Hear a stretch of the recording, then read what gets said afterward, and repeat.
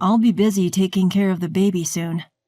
I won't be able to come home for a while, so don't miss me too much, okay?" As my husband said this and packed his things, I could only stand there and watch him. He didn't seem to care about how I felt and continued to laugh and hum while asking where our son's baby bottle was. However, the baby he was talking about wasn't our child. He had gotten a younger woman he kept as a mistress pregnant, and the baby was theirs. Yes, this man had abandoned me and our son. My name is Linda, a 42-year-old caregiver. I work part-time, so my income isn't great, but I'm currently studying to become a certified nursing assistant. My family consists of my husband and our son. My husband is 45 years old and works as a manager in a reasonably large company. He has been there for many years. My husband used to be quite the womanizer, and I had been brought to tears many times because of it.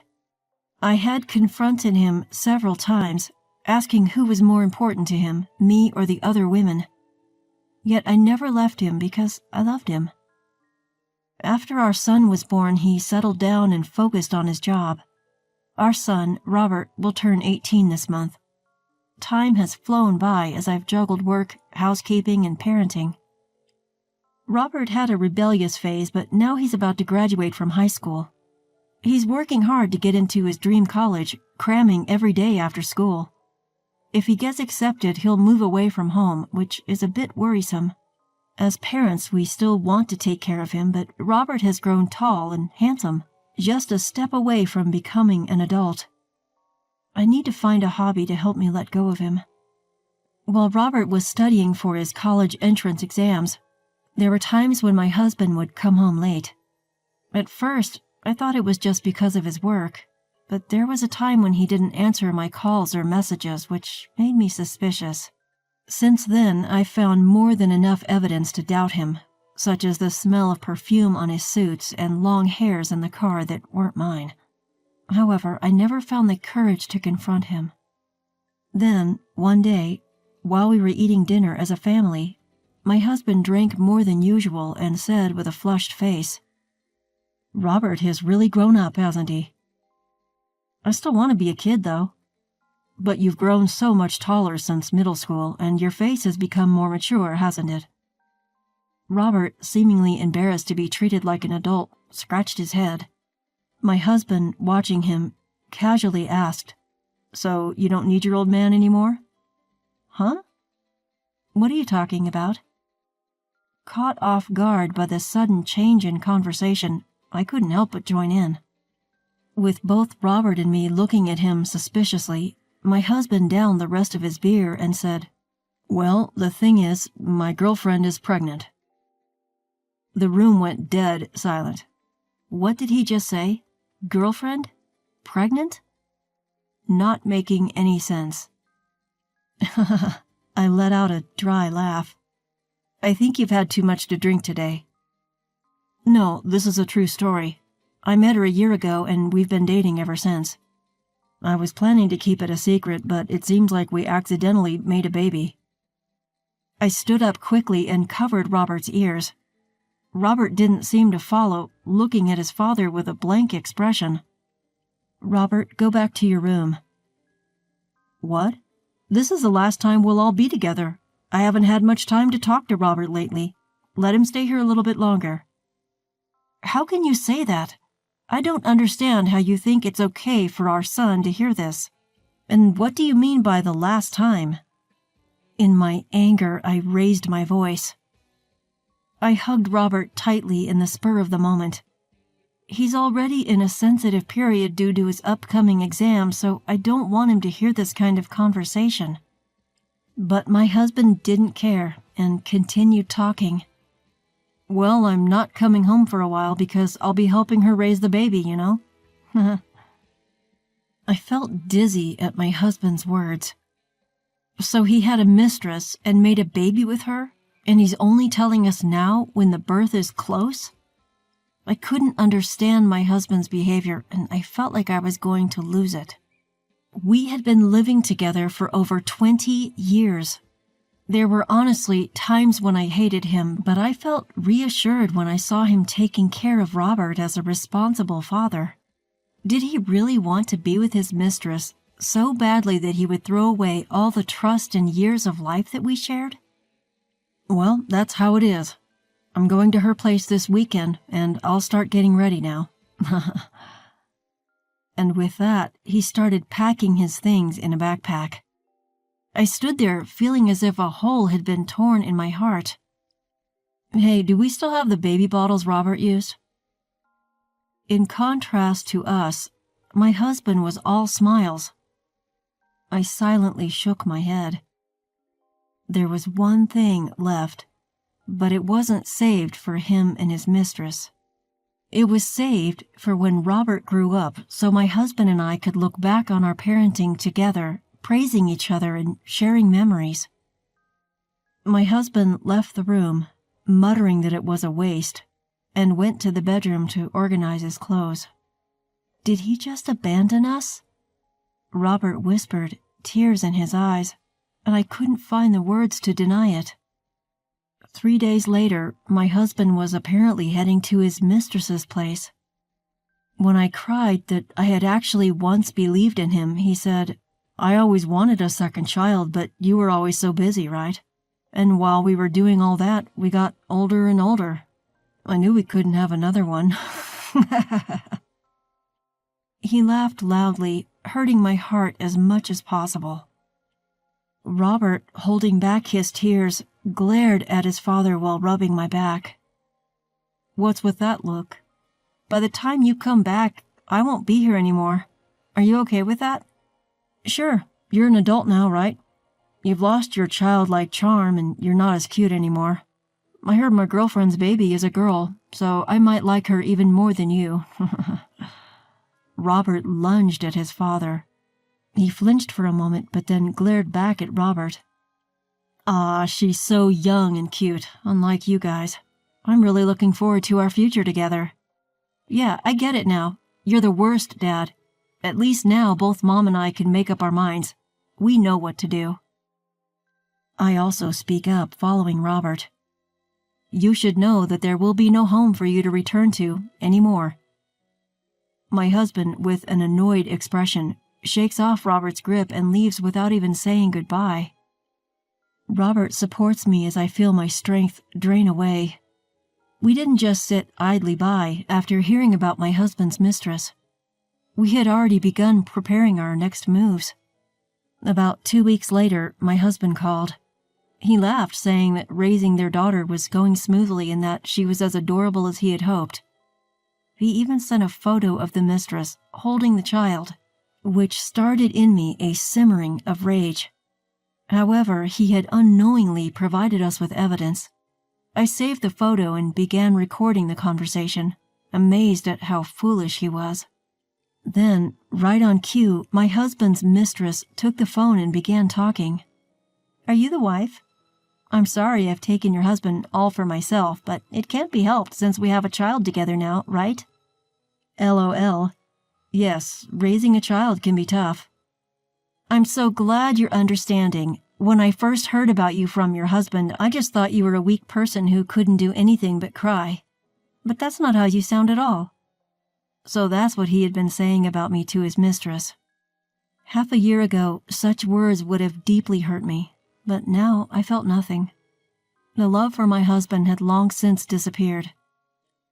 "You knew my husband was married with a child, and yet you still pursued him, right?"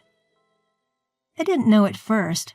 Your husband always took off his wedding ring when we met, so when he finally told me, I was surprised. But my feelings for him didn't change. We'll be together forever." It's a good thing they're both so clueless. This would serve as evidence that the mistress knew my husband was married and still continued their relationship. While her words were infuriating, the payoff would be huge. And it would have been more difficult to take revenge if she seemed genuinely remorseful and troubled by the unplanned child. I told the two of them to do their best and hung up.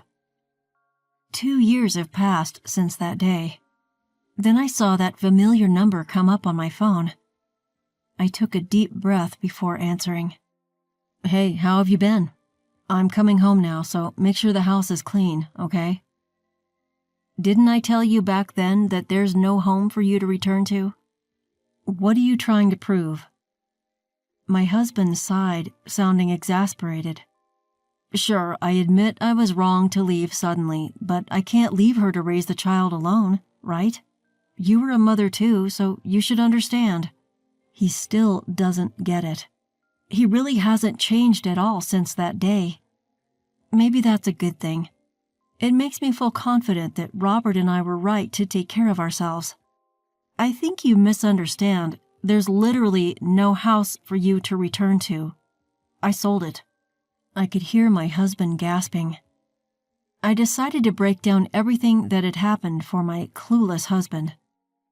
That day, 2 years ago, my son and I were struggling to decide how to get him out of our lives forever. In the midst of it all, I realized that there was a risk that he would want to come back and pick up where he left off. There was no way I could continue living with my husband after all he had said. Honestly, even the house we had shared together now felt tainted to me. When I expressed my feelings, Robert calmly asked me a question. Isn't this house under your mom's name?